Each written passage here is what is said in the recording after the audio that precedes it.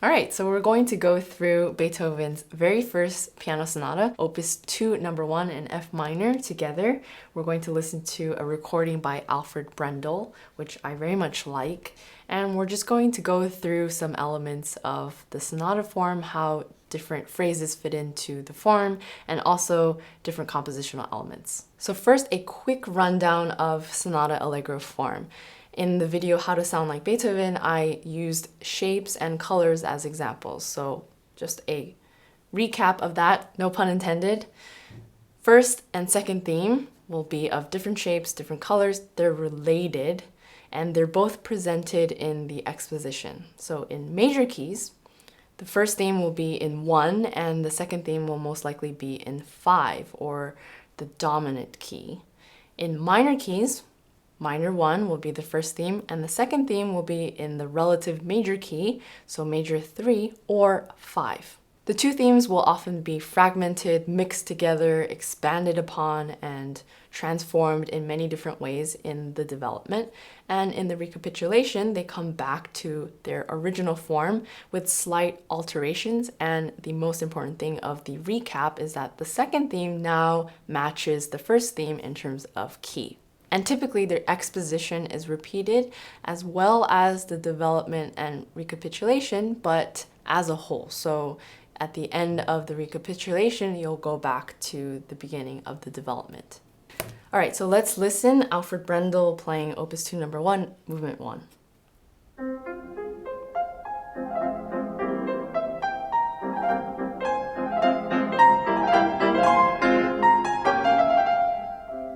So that is theme 1 in F minor, and the characteristics of this theme is that ascending melody that is short with that turn on top. And moving on. Oh, we just ended on C, which is the dominant. So we just had this 1 to 5 movement.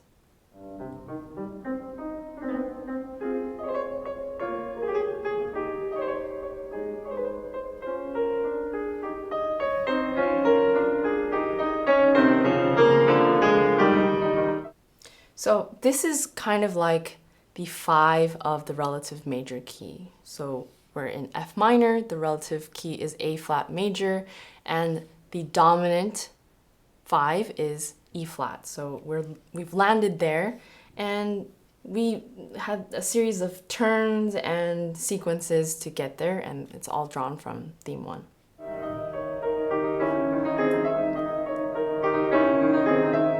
So that is very characteristic of Beethoven, that accented non-chord tone. So that F natural, that resolves into E flat, but that movement is very, very characteristic of him.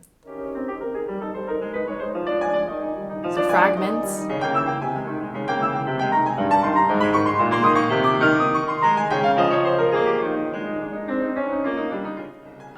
Okay, so that's the second theme. It could be kind of hard to catch because it's not presented in this sort of now the second theme kind of way, but it's an A flat major, the relative major key, and it's quite distinct. You have that scale line on top and the broken triads in the left hand, which are melodic.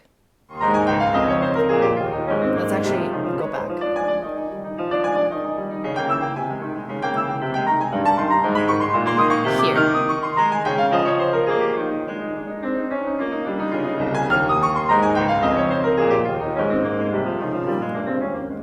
So notice it's very much in contrast to the first theme. The first theme was very staccato with the turn, and now this is much louder, first of all, and it spans a much wider register, a long scale, and has this kind of grand characteristic. So does the first, but they're quite different.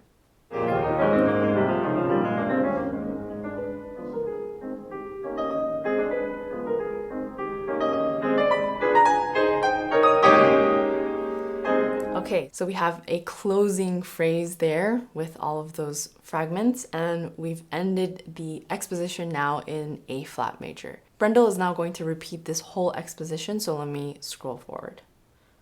Okay.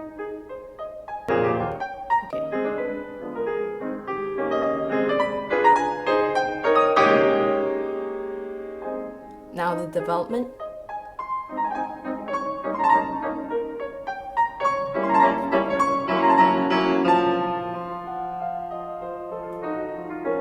really like the way Brendel is playing here because he's very patient with his phrasing, and it adds to the intensity in my opinion, because sometimes if you try to create intensity with kind of a rushed, frantic type of phrasing, I think it takes away from the actual intensity. Anyway.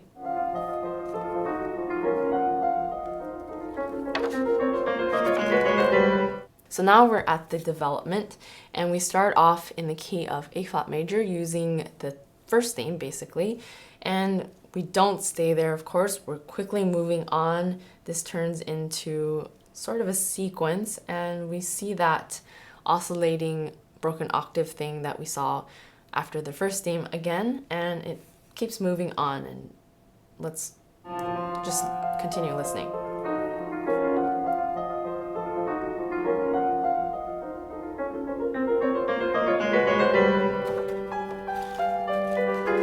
So we have all of these dominant chords that are resolved, but only for a tiny, tiny split second, and it immediately moves on. So in this way, a lot more tension is added.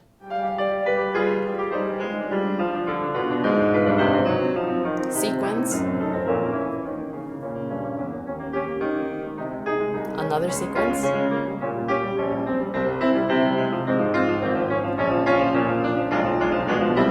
So in order to get out of that sequence, he changes directions. So it was moving downwards, but now he moves back upwards, and he's finding basically a C7 to get back to F minor. So that is the general direction. You must come back to the original key, F minor, by the end of the development. So he's preparing for that.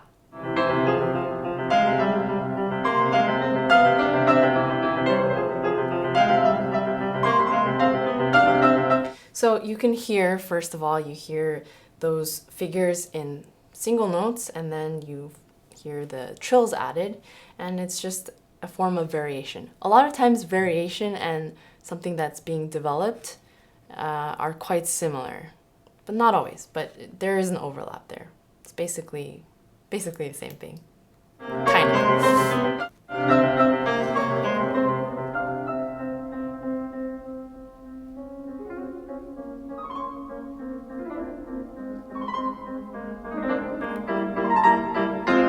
Okay, so we cycled through some chords there, and we've arrived back at F minor.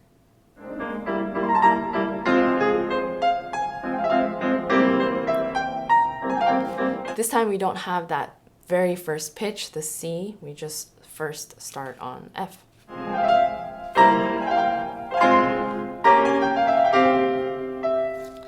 So notice the difference in the chords from the exposition. This one is much more intense without, the additional notes and the additional repetitions. What? No, I lost my place. Oh no, I didn't.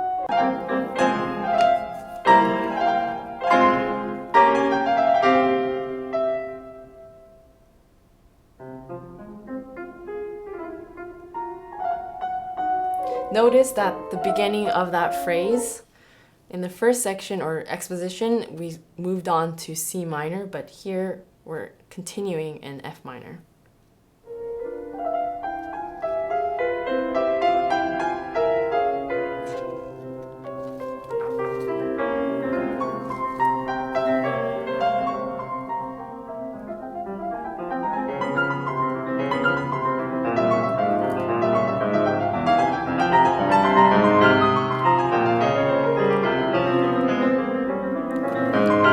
Okay, so that is our second theme, now in F minor. Let's go back a little bit.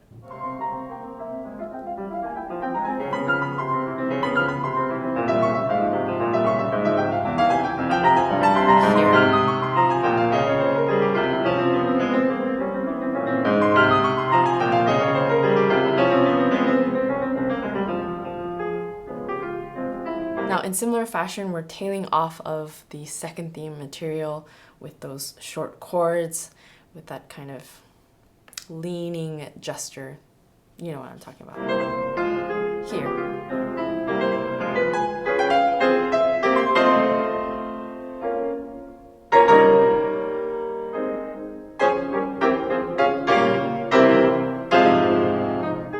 Now Brendel repeats this entire section from the beginning of the development, but looking at the end of the recap here, it's quite short in terms of going from the second theme and then wrapping it up with these emphatic chords.